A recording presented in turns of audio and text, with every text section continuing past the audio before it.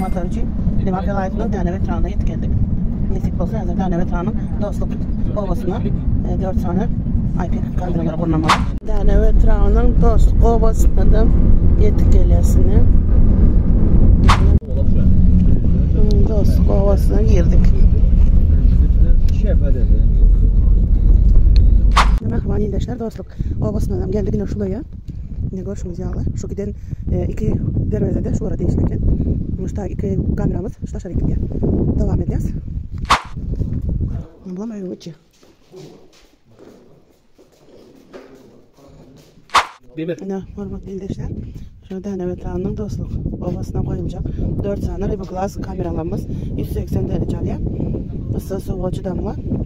Hem görüntüsü hem katı çotkalıya devam edeceğiz.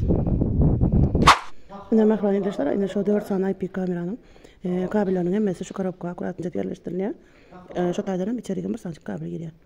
IP kameraların özelliği şu arkadaşlar. Hani kıyıkıran yankı alaydı beğenci gördün mü? Ha kıyıkıranı?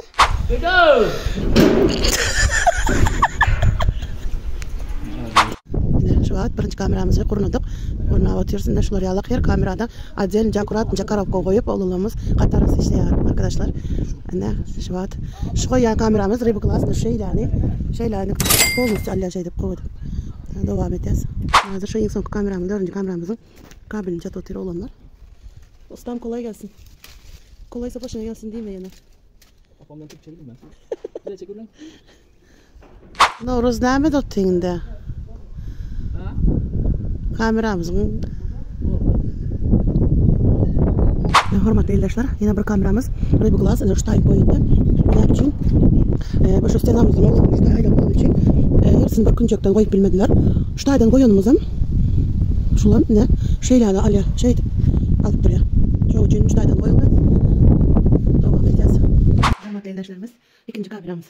Bunlar şular yanları Rebel Glass. Avtomatik çıralar yanına giyince 180 grad salya. Şu taydan şeylerini olayım tutuş alya. Şu tarafa görülüyor, bu yaldaydı. Görülüyor. İkinci kameramızda mı? Yine de devam edeceğiz. Yine televizörümüze çatısı var müşterimize. Olay yol tarafı. Giyecekte de şuları yaladı görülüyor. Yine bu yol taraf.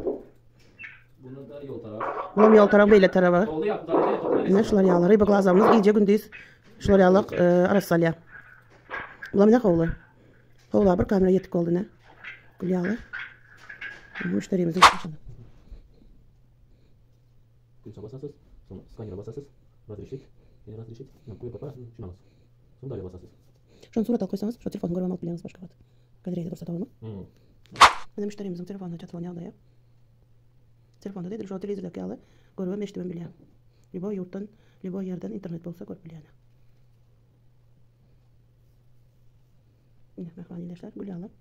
Müşterimizin telefonuna çattık. Хорош.